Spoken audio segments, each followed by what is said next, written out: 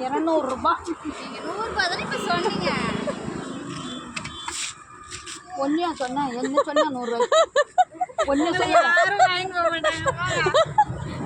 நீங்கள் சும்மா வர சொல்ல மாட்டேன். அப்புறம் என்ன, அது மாதிரி இது வந்து ஃபேமஸ், அது வந்து சும்மா இதுதான். 200 400 பாக்கெட்லாம் போதாம 200 விற்கிறேன். வேணா உங்களுக்காக 20 ரூபா கம்மி பண்ணிடணும். எப்பா அது நான் எதுக்கு எடுத்துக்கிட்டு டேபிளில் வச்சு ஊறுகாய் ஒன்று உப்பு நான் போய் இனிமே வாங்கி நியாயமாக வேணும். அடாவடிக்கா 100 ரூபாய்க்கு வரணும். 150 ரூபா. அதான் விடும் கொடு. பெரிய 150 ரூபா கொடு.